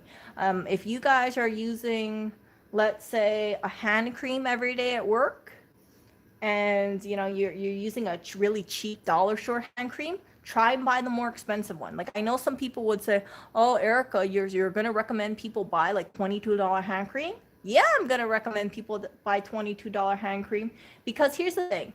Like, if you want to try, let's say, L'Occitane or L'Occitane or whatever that is, Loccitane, and it's $22, and you've been thinking about it, you know what? Your life is too free. Like, if you can afford it, okay? If you want to really try it, you can go to, because you can't go to Sephora and try a tester anymore, right? They don't allow testers because of the situation. Just buy the freaking one. Just get a sample size of it. See how you like it. If you like it, then from there you can try to find cheaper dupes. Some Korean stores, they got like similar hand creams, or you could buy the kind of hand dupe for that. You can look online, like L'Occitane or Lock. I'm sure if Andrea's listening, she's probably like, Erica, you're butchering this thing so much. But if you wanna like have a direct comparison to the high quality stuff, at least you know in your mind, like, okay, this is the best one that I've tried. It's expensive, but if I find cheaper ones, maybe I'll find a cheaper alternative that I'm happy with, and that way you don't have to think like, oh, I wonder how the really expensive one is. You see, there's like a difference in there. So for me, I'm that way with, let's say, yeah, I'm that way with like certain products, like okay, not toothpaste, because I don't mess around with my teeth, but um like I'm trying to think. Yeah, so hand cream. Yeah, like hand cream's a good example of that. You can see, try different brands, and then how the expensive brand feels. Again, you can have like a direct comparison, and that way you don't live this life where you're like, I wish I bought the more expensive one. It sounds so nice, but I don't think I deserve it. People deserve it, If, like I said, if you can afford, if you're thinking about buying the $22 hand cream, and you've been thinking about it for a couple of years, just bite the bullet, buy a travel size, buy a small size, save some money on there, and just pamper yourself. Yeah, because I used to be like that. Listen to this. I used to have like a money issue where I used to think like, oh, I gotta deprive myself of so much stuff. So I didn't want to, listen to this. I did not want to buy tea because I thought buying tea was really expensive. And now I look back and I'm like, Erica, you thought spending 25 cents for a packet of tea is like too expensive? I drink so much tea. I drink tea almost every day now, and I'm really happy with it because it's kind of one of my highlights. And I think like if I make tea, it's so much cheaper than me going out to get the tea from, let's say, Starbucks, right? And it's so much cheaper than me getting coffee from a store. So it's like one of those like little luxuries in life. Even just like a 25 cents packet of tea, it makes my day, and it makes me feel like, okay, Erica, you pamper yourself, you take care of yourself. You're gonna have the little luxury that makes your day a little sweeter, or a little piece of chocolate, or a little piece of like cheapy chocolate. So I've tried so many chocolate bars. I'm willing to give this one a chance because I've tried multiple chocolate bars. So if the $1 chocolate bar proves to be pretty damn good, you know what? I'm gonna buy more of the one chocolate bar because I feel like I would get more bang for my buck. I don't know how the ingredient looks like compared to other ones. To be honest, like I don't really know chocolate too much, but it kind of looks like it's let's see. Let's check the comparison over here. So the Godiva one, this one has sugar, cocoa liquor, cocoa butter, soy lectin, and vanilla extract. The Godiva is sugar, unsweetened chocolate, cocoa butter, vegetable oil, milk powder, butter oil, skim powder, natural flavor, soy lectin. So I don't know what this cocoa liquor is, but the fact that it's made in Poland makes me kind of think it's not too bad. And I read the reviews about this, and people said it was not bad. So if I don't want this, like I can always go to Trader Joe's chocolate. That's affordable. But I'm kind of trying to stick with like the sugar-free stuff. So technically, I really shouldn't be eating sugary chocolate. I should be eating the sugar-free stuff. But you know what? I saw it at the dollar store. I just had to grab it. So, yeah. It's like, did I grow up poor? You know what? I grew up I did not grow up poor. I grew up kind of like lower middle class. I went to private school, and I know some of you guys will be like, "Oh, Erica, yo, your family must be rich." No, no, no, no, no. My family sacrificed so much. We lived very frugally, and when I was growing up, I grew up around so many frugal people. So these are people who go to the swap meet. They buy almost everything pre-owned. They in Hawaii, we don't have dumpster diving, right? So you look for clearance sales, you look for discounted stuff. If I go to a supermarket, if I see a clearance section, I'm like, oh, I got to look at the clearance section and see, if I can get something 50% off, that's really great.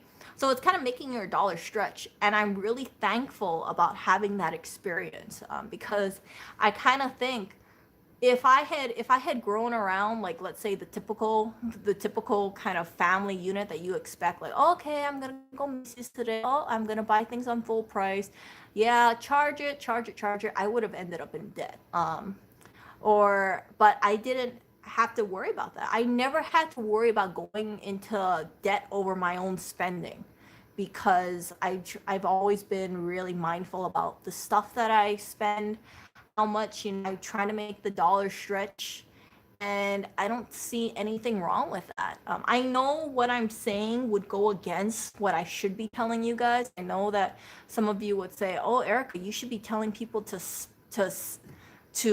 spend, right, to help the economy." But let's be honest here. There's probably a number of people that we know that are not in a great financial position, who go into debt because they just get so caught up with the whole consumerist culture. And the only people who really directly benefit from consumerist culture is companies and shareholders.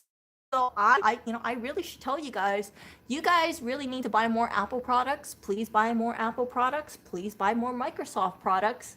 Because as a shareholder of those companies, right, I want my stock price to go down.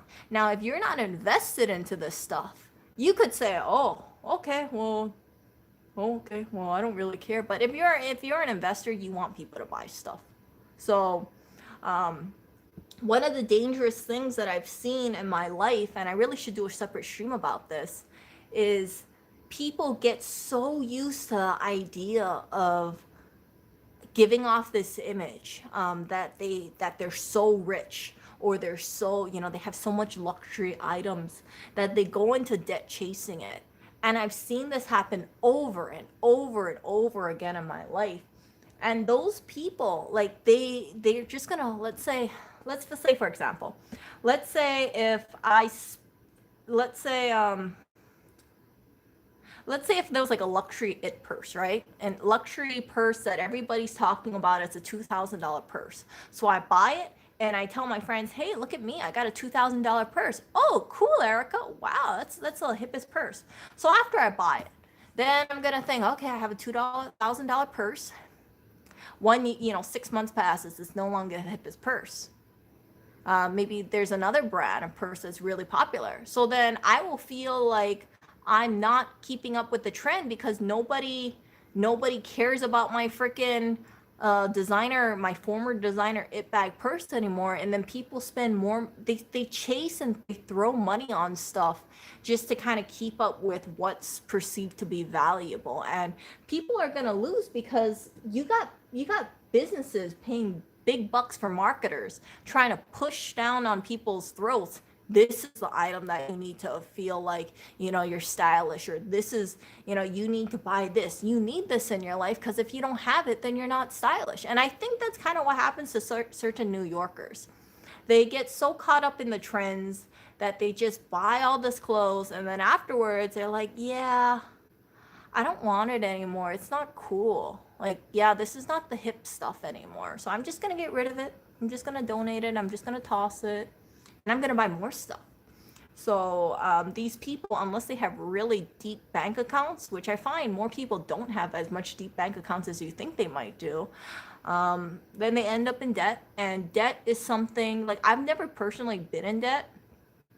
But debt is something that's very scary because I've seen people, they get into a little debt and then they reach a point where they're like, fuck it, I don't want to buy more. I don't want to, I don't care about saving money. I want to just buy stuff so it numbs out the fact that I'm in debt. And then their $1,000 debt goes into $3,000 debts. Then they have to think about interest payments. And then they're just charging things in because instead of paying things off, they just charge. Next thing you know, they're in $15,000 of debt or more. So yeah, I go to sleep and it's a vicious cycle, 100%. And I think a lot of it has to stem with lack of self-control. So I have gotten so much crap over the years about me being so freaking cheap. And people will give me crap about it. They're like, Erica, why don't you spend more money on yourself? Oh, Erica, it's so sad that you're not buying, you're going into these high-end stores and you don't buy anything. Why don't you treat yourself? And again, it's not that I don't think I'm deserving of those items, but I don't need another freaking handbag. I don't need more jackets. I mean, like if I see a rack of 20 jackets, it doesn't mean I need to buy one of those jackets. I can try on a jacket and say, hey, this jacket looks really good. Oh, it's $400. Yeah, you know what? I don't need that $400 jacket, so I can just walk away.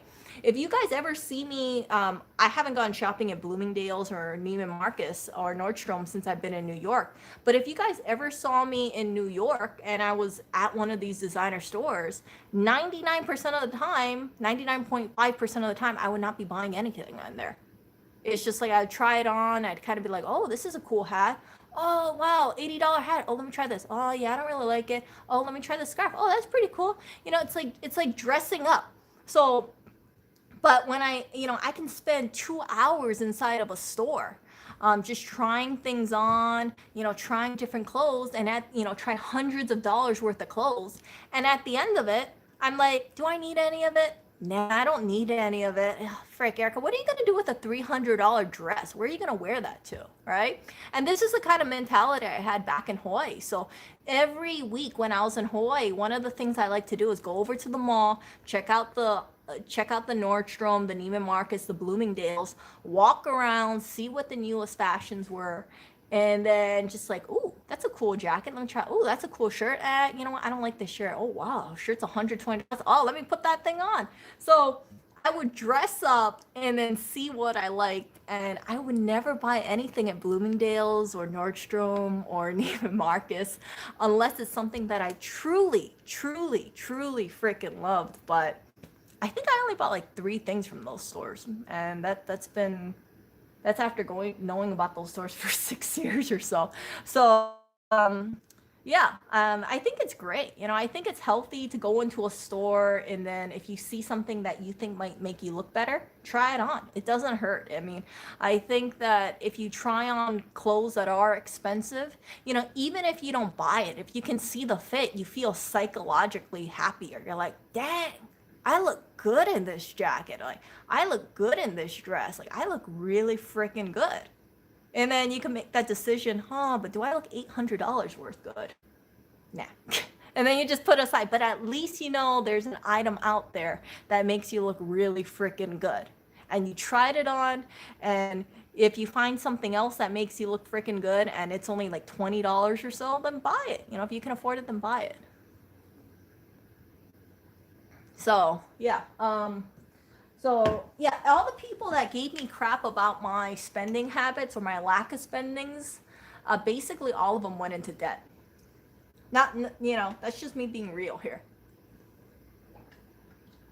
So yeah, I don't want to, like I said, when I go to sleep at night, I never have to worry about, even when I was in Hawaii, like I could think about it and I could say, Erica, you don't really have to cut your spending because you know exactly consciously what you are spending on.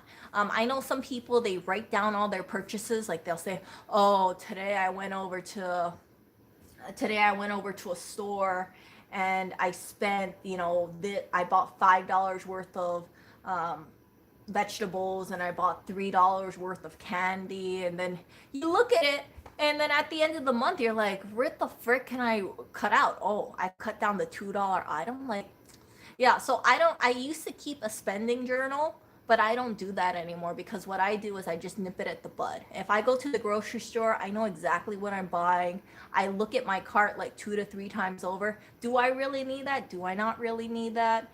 And again, since I'm on a restricted diet, there's not really much wiggle room for me. It's like, okay, you want to buy some pork belly? Okay, buy a pound. You want to buy some 5%?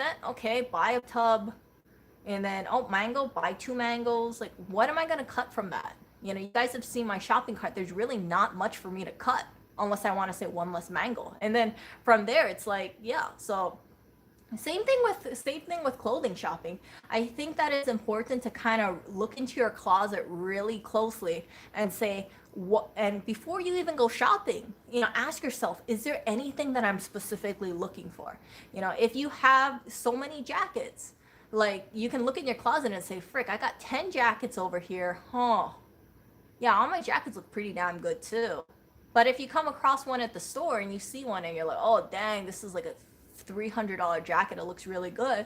Ask yourself, like, do you really want to have your 11th jacket out there? I don't. But again, it's like, for me, it's like, when I pick up these clothes, I'm like, oh dang, yeah, I don't really see myself spending this kind of money. But you know what? For a free jacket, this is worth keeping around because I would wear this multiple times. So it's coming out from a different place. It's not like me going to a store and then justifying the $20 price tag. It's more like me picking something up, and then after I wash it, I'm like, oh, can I cull a jacket? Oh no, I like this jacket. And I like, oh frick, I like all 10 of my jackets. I really can't cull much of my jackets. Maybe I can get rid of like 3 jackets, but yeah, it's like, I can conclusively say, like, most of my closet, I really love it. So yeah, if anybody is frugal, you guys will know what I'm talking about. You will have people who criticize you about your spending habits, but again, frugal people do not have to worry about too much about uncontrollable spending. And if you work on your habits and you kind of look and say, okay, I'm not gonna, I'm gonna stick to a game plan. I need to go to the store just to buy, I need to go to the store just to buy soy milk, right? Like, you go into the store and you're like, okay, I just need to buy soy milk. And then you either stick to just buying soy milk, or you say, oh, okay, I'll buy maybe like a bag of potato rind. I mean, a bag of pork skins, and that's it. Like, you get out of the store. And that is just how I shop. So I don't ever have to deal with like the 24 cans of soda or the bags and bags of chips. Yeah, it's like my shopping is so freaking light, you guys. Most of the time, it's because it's just basic. It's like eggs, 2 dozen eggs, some tubs of yogurt, 2-3 pounds of beef, and yeah, there's just like not much from some mangoes, some watermelon, some bananas. That's it. That's it. It's super simple, and my shopping is even like that too. So, yeah, just if anybody of you guys are worried about, like, or you guys are really trying to stick on a budget, again, just think, when you go to that grocery store, what do I need to buy? What am I a little low on? And just focus on that. I do not do couponing. I know some people are big on coupons. Some people look at the sales. I don't really do that. I should do that, but I kind of think like, for me to go over to a store just to make a trip to save 50 cents or so, and most of the time I don't even bother with it. If it's close by, like, I won't mind, but I could coupon, but keep in mind, like, what am I going to be buying? Like, I'll save like $1 on certain things. So yeah, it's like, sometimes I do it, but most of the times I don't coupon at all. I just kind of keep my spending in checkers. I don't even have to, like, a lot of the stuff that I buy, it's not going to go on sale. Like, if I buy something like grass-fed meat, that stuff's usually not on sale at all.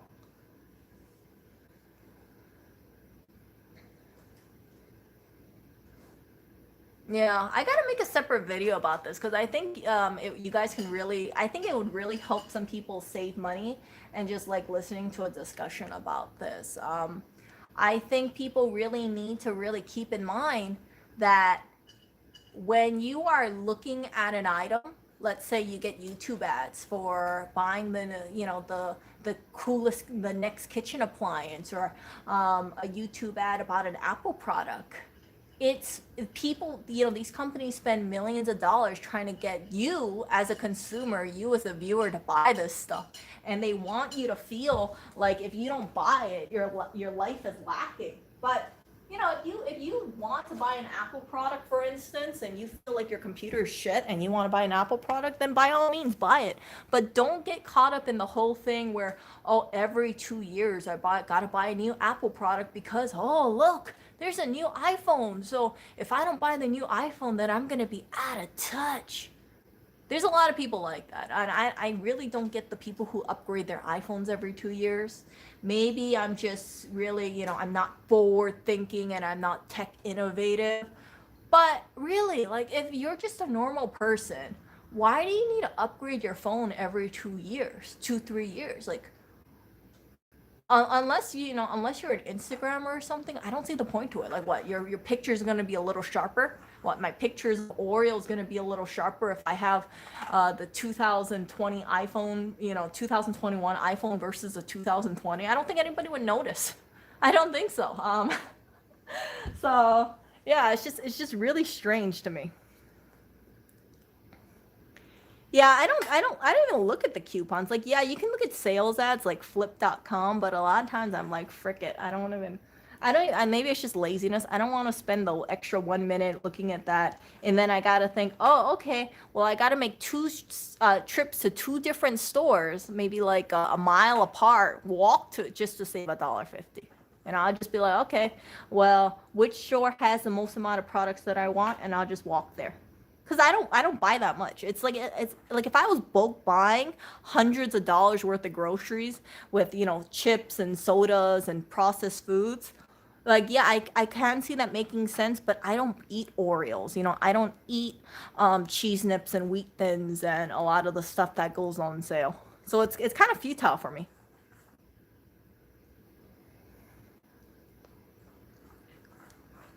Yeah. So Christian, you really should. You're not supposed to think that. You're supposed to think your iPhone 7 is so outdated that you can only watch like black and white YouTube videos on that thing. It's strange. It's strange. But anyway, just don't be adept to consumerism. Don't fall victim to consumerism. I don't want any of you guys to be like the little viewers that I have on my channel to think that, oh yeah, you gotta keep up with all these, you know, Instagrammers or YouTube people who always wear different clothes, or someone that you see that has nicer clothes. Like, you don't have to pay full price. I hope you guys um, pick that up. Like, definitely go over to your local thrift store, check out garage sales. Maybe you'll see a free box. If you're in New York, you'll definitely see those. And free cycle groups, buy nothing groups, you'll find some really good stuff. And I have found some really great stuff, and I share it with you guys because I want you guys to see like what you can get if you get things secondhand.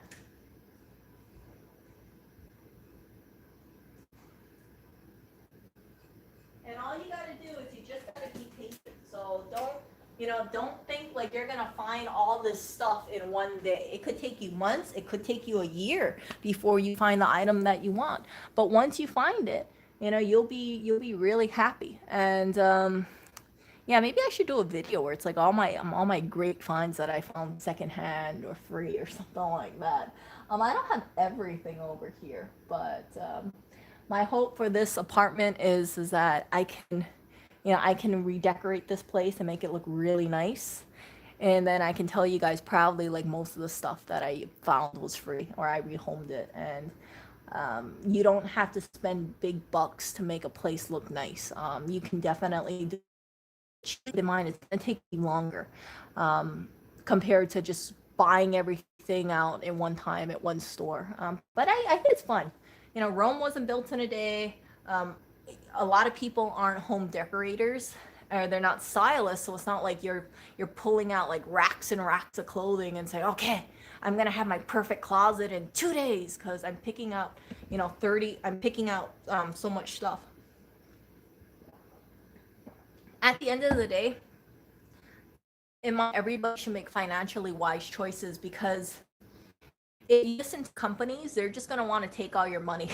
They're gonna tell you you need stuff, and then they're gonna make you, you know, they're gonna make you feel like you're so outdated or you're not hip if you don't buy their cool, snazzy little product, and it kind of feeds off insecurity. So, again, you guys know I'm a big fan of buying quality items at a good price, and I hope that I hope that you guys just keep that in mind.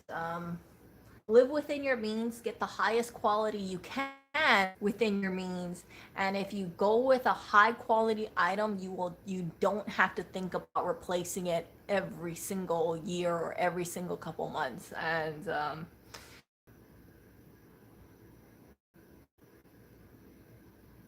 no, it doesn't have a YouTube option, black and white. No, what I'm saying is that, you know, when people have older smartphones, I think there's this, people have this perception that if you have an old smartphone, then it's probably like having the rabbit ears on the old TVs.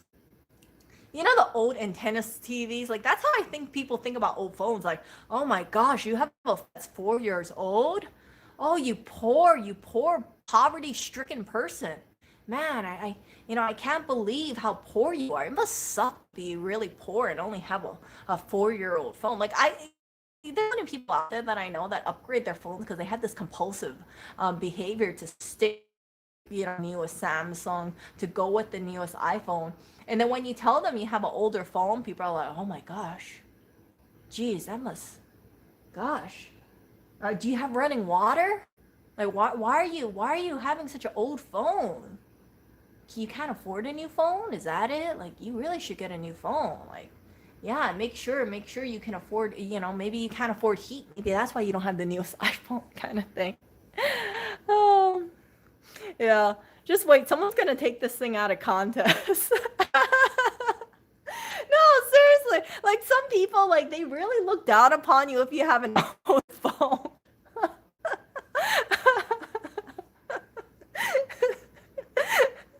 And if you guys look at my phone, I'm not kidding you guys, like the front face of it has packing tape on it because I dropped it and I thought, okay, I don't want to replace the screen. I'm just gonna put packing tape on it. And it works fine for me. Like I don't even notice the packing tape.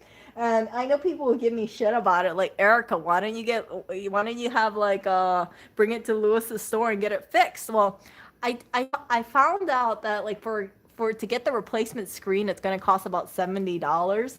And I told myself, I said, Erica, it's such a small little crack. Like, you really want to pay $70 to replace the screen? So I said, frick it, I'm just going to packing tape it. So, yeah, I do have packing tape on the front of my on the front of my phone. And it's totally fine. It's totally fine. You know, I'm totally fine having a packing tape front phone.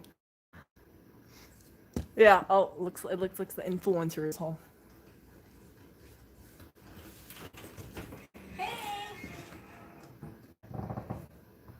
Are you streaming? Yeah, I'm streaming. Okay, so I'm not going to say what I think. What? What are you going to say? Thank God I didn't say. I had an idea. Idea about what? I didn't say it. About what, though? I can't say it. You're streaming. What are you going to say about me? Mwah! I'm glad to see that you're happy, Eric. Okay, where are you? Why do I feel like you would have insulted me? It wasn't an insult. It sounded like an insult. You're like, are you streaming? It sounds like an insult that was going to come out. It was going to be a compliment. It's just it wouldn't have been taken as a compliment by the audience who doesn't understand. I don't know why you would be using the dark sense of humor here. That's who I am, Eric. Okay. How's your kitty? Oh, my little influencer. Oh, my little. Hello. Do you see him? He says hello. Oh, by the way, I cut Blackberry's nails today. They were getting a little sharp, so She let you? She fought me a little, but. I don't know if she ran. Well, you know, thankfully, I'm about 12 times heavier than her. or so. Did she ram you? She wasn't too happy. What did she say? Well, I got, but I was able to wrangle that. So that's why she's squinting at you. Yeah, Did you show your stream that she's squinting? She's staring straight She at you with a always squinting She grimace. always squints at me, but now she got trimmed nails. Yeah, but she's squinting. She's pissed. You know what? She's just as mad as Oreo getting his butt cleaned. She has a driver's license. I know, the influencer got a driver's license. This has never driven on a highway and never gone over 20 miles an hour, but is still legally allowed to drive in New York State. Oh. You gotta love this shithole. You call it a shithole? Yes. How the fuck you gonna let someone like me drive when I've never been on a highway before and I've never gone over 20 miles an hour? Well, What a useless test. Huh? What a useless test. There's no point in even having it. No, but the reason being is that they test you basically on a hamster wheel. So they're not testing you for, if you can go or stuff like that. The one part where you're going to die is when you're changing lanes and doing shit at 50, 70 miles an hour. And that's the one part where it's like, okay, you figure that out on your own time. You figure that out on your own time, son. I think there's no point. By the way, do you have your lunch in your bag? Or Yes, I forgot. Fuck. Oh. I always forget. You want me to bring my backpack to you? I know I want cooking. Yeah. By the way, what do you think of my new coat? Well, it's not new. I gotta get it dry cleaned. Isn't it pretty? Looks like a bathrobe. It's not a bathrobe. It's a wool coat. That's a bathrobe. It is not a bathrobe. I mean, if you want to call it a coat, that's fine. People come up with different pronouns. Yeah, it's very hard to. Lewis and I have very different styles. Like he'll look at this and he'll be like, "This is a bathrobe," and for me, it is not a bathrobe. Ask your audience. You know what this And is? ignore the simps. I know you have simps. I've seen them. See, it is not a bathrobe. It is a wool coat. See that? Try feel it. Does it feel like a bathrobe to you? You're zoomed in. You don't get the context that I do. What? Look, you got buttons over here. See? It's a bathrobe with buttons. No. It's a nice bathrobe. Oh, Nothing wrong with it. Yeah, so, impressing Lewis is pretty hard because, you get a coat like this and he's like, why are you wearing a bathrobe outside? Oh, jeez. Impressing me is pretty easy. You Huh? just sit there with a ThinkPad and... What? Your ThinkPad? Yeah, but you're very black and white. It's like, hey, what's your favorite computer? ThinkPad. It's like, there's other computer brands out there. There is. There's Microsoft. What? Yeah, no, and screw HP. Screw horrible product. HP is trash. Yeah, HP is trash. I bought one HP and I wish I didn't buy that HP because that was basically like throwing my money out a window. People think because I dislike Apple, I like HP, which is crazy. Yeah. HP sucks. HP was the reason why I went into Apple anyway. Because HP is universally known as sucking, because Apple has this fake allure of quality. Apple is quality. Speaking It's of nice fake and allure of sleek. quality, I want to get a Tesla. I'm gonna get a Tesla. They suck, but they're the only electric car that doesn't suck. They're the least shitty electric car. Good. I'm happy you're gonna get a Tesla. I was looking around, and there's really no electric car that doesn't suck. They all suck. Every single last one of them. Okay. I was looking at the 2009 smart car because it's thin enough that I could park it inside the store. Then I went up to pay Wait, for you're gonna park a smart car inside of the store? parking spot is $600 a month, Erica. Okay, yeah. Do you know how much it costs for maintenance too for your car as well as your insurance and your parking space and I'm not paying for a parking space. I park it inside the store. No, that's not gonna work. Why? We measured it. It's 3 inches narrower than the door frame when you open both Have doors. you ever been in a smart car? Those things are like those are like the play school type cars. I mean, they're kind of they're not the best cars. Well, Plan B was to redo the front of the store with a large garage-like door that I could kind of open with a thing in the middle. Oh, hold on. Redo the front of a store? You're gonna have to get a permit for that. Shh. No, you are. You're gonna. They're gonna. Shh. Okay. She's. That's gonna cost money. That's gonna cost money to put a roll-in front door too. She's a snitch. She's gonna tell De Blasio on me. No, I'm just telling you about how much that stuff would be. I mean, like, how much does some of these places want for just redoing your floor? Hit a gas car. Gas car is lame. Why do you want electric? Because gas sucks. He wants electric because electric is green and hip. It's not even because it's green and it's hip. It's just it is because it's green. I got spoiled by it because I used an electric motor on my bike. I go in a car and it's like it starts fucking moving on its own. It's like, what is this shit? You can. It's own. Yeah. So you don't like the sound of it then? Yeah, I like the sound, the feel, the shitty technology, the fact that you have to have 90 extra fucking things in place for it to work. Zero has a good piece on the website about their motorcycle. Like, here are all the parts you will never have to replace again. How much is this? But then again, Tesla is a meme because you have they consider the car computer a wearable part, like a tire, because they're so fucking stupid that they solder the flash memory or some module into it or something like that, rather than making it modular. So Tesla is a meme. They suck, and I really hope that someone comes out and makes something electric that doesn't suck. Well, you know what? If you buy a Tesla car, I'm in full support of that as a Tesla shareholder. So yeah, buy a Tesla car. I would never buy. I would lease and then give it back to them when it's done. After I destroy it. What? Ask Lewis, when are you gonna move to Long Island? Long Island Thank is you, long story short. 2% property tax? Are you kidding? I would never move to Long Island. Okay, that's never then. Plus, they have all that crap from their landfills that's buried there, and people get cancer, and it's weird. But mainly the property tax, 2.2%. No, a middle class home is going to be $15,000 a year just in property tax. So I mean, it's crazy. Like, think about it. That's like a part-time job. I mean, $1,000 a month, $1,000 a month in property tax for a middle class home. So what happens when you're old and you're like, okay, one day I'm finally done. I'm done working. I paid off my house. I've spent 30 years working, and when you finally get there, what, you have to get a part-time job at the fucking grocery store so that you can afford your property tax? Yeah. There's no such thing. Long Island is for independently wealthy people and people who are going to be slaves their entire life. Like, screw that. You know, I'm not much better. I live in New York City. You know, so it's not like I'm giving a better example. But I want something to escape. I want something to escape from. So let me ask. Do you really need a Tesla? I don't need a Tesla. I don't even really need a car. I don't need a car. I have a bicycle that has a 300-mile range on it. So if I wanted, I could ride that shit as much as I wanted. And when a cop comes up, I just pretend I'm pedaling. I don't need a car. I don't even need a motorcycle. I could use my bike. Just, you know, I want it. But you know what I was telling Lois, I said, where are you gonna park the car? If you get a car here, I mean, like, anybody can lease a car, anyone can buy a car outright. But where are you gonna park it? Started snitching. Huh? It's gonna. No, but how are you gonna get home? My bike. Yeah. Okay, so you park the car in the store, and you don't have enough space for a car in your store.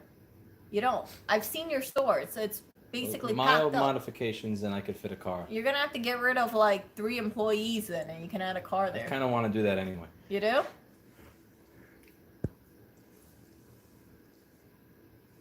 Seniors don't pay the $15K property tax. They have exemptions called Enhanced Star. Yeah, I don't want to wait till I'm 70 to retire. So, for retirement age right now is 65, and you bet your ass with Social Security funding and all that shit, they're gonna raise that to 70 or 75 soon. You know me? Who wants to be 55 years old and have to get a job at don't get me wrong, there's nothing wrong with having a job at a grocery store. I had a job, I had a job at Model Sporting Goods wearing a shitty name tag and a polyester jersey in a place with no air conditioning unloading boxes. It's just, you know, when I'm 50, like, fuck that. Yeah, well, that's the importance of saving up for retirement, you see? So people, if they save up adequately for retirement, they can avoid this. But I do know even like the They building... said you need groceries or stuff, rent one. What do you mean rent one? No, we actually don't need to get a car for groceries. You don't need a car for groceries. We do Amazon Fresh, so we get the stuff downstairs, and then I just pick it up. I put in fresh direct bags and lug it upstairs. I don't know if people are going to consider this memeing, though. I don't know if this, but I've heard about that for groceries for years. I would, when I would go to get groceries, I would just put them in my backpack and bring it home. Yeah. Like, I've never had problems putting groceries in a backpack on my bike. I mean, unless you. Now, when it comes to stuff that's large, like paper towels and all that other crap, I finished about 4 or 5 years ago buying that at the store. I was always too lazy to sit down and set up auto refresh or auto reorder, but I went to soap.com or something and I just set it up to auto deliver me stuff like that. Going to the store, taking time out of your day to go to the store is a waste. Taking time out of your day to then carry that shit upstairs, like, it's not something that I want to do in 2016 or 2021. So all that little shit, I just have it on auto delivery because it's like, it's a fucking waste of time. What do you mean you don't want to carry it up the stairs? I have to carry it up the stairs. Exactly. Mm-hmm. You hear this, guy? You guys. Oh, by the way, put your food away. You're gonna forget about it. I'm gonna forget about it. Definitely forget about it. I know.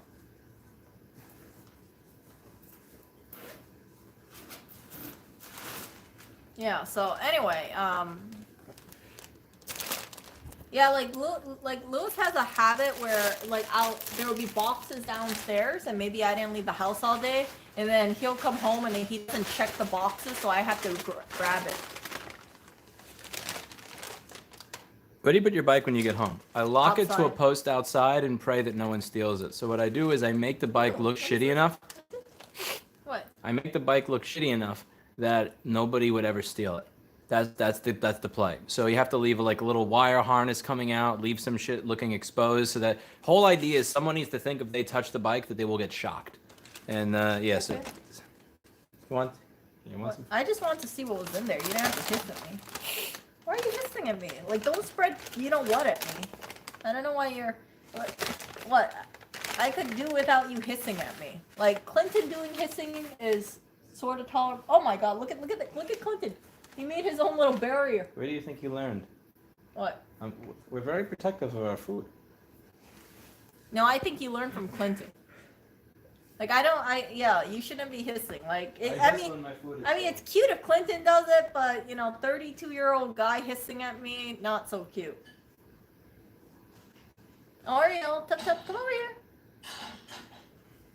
Just being honest here. Oreo, come over here. Come over here, my baby. Oh, Oreo, you look like such a fat cat. Come here. I know, Clinton. See, it's okay if you hiss, because, it's you're a tiny cat. But, yeah. I don't know. I don't think people would find it too endearing. Especially a bunch of male viewers being all like, oh, look. He's hissing. It's a trick. Very strange. Very strange. But, anyway, gosh, I can't believe I've been streaming for 2 hours, so I will talk to you guys later. I gotta get going on some things. Let's see. Ooh, actually, maybe I'll go diving today. Maybe. Come here, handsome. Handsome. Oh, I got you, handsome. Okay. Well, I'm gonna get going, and Oreo is gonna say bye to you guys. Look at him. Oh, hello. Say bye. He says bye to you guys. He loves having you guys as his little, he likes having you guys as his supporters and his viewers. And he is a tubby little cat. And I know he wants more food. And I'm not going to give him more food because he's getting kind of chunky. And he's on the same amount of food. I got to give him his 8 greenies though. Did I give him greenies earlier today? I don't think I did. Yeah, so he needs to get his 8 greenies. Yeah, and then he also has like a dental gel too. So I have all these things that I gotta give him. He's on his whole little regimen. Every single day he gets water additive, dental gel, and my hope is after 30 days he will have some sparkling freaking teeth, and maybe he'll be less mad at me. Come here, handsome. Yeah, he doesn't like me looking at his teeth. He wants to get away from me. Yep, I shall see you.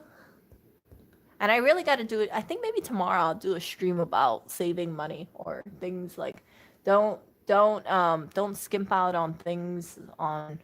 I don't know how to phrase it, but I think I'll add it as like make your money stretch, but don't be I don't know. I gotta think over what my title is gonna be. But I think it'll be a really good video, and maybe I should make it shorter than 2 hours because sometimes I talk to you guys and then I deviate from things and you guys ask me questions, and next thing I know, it's like a 2-hour video. See ya.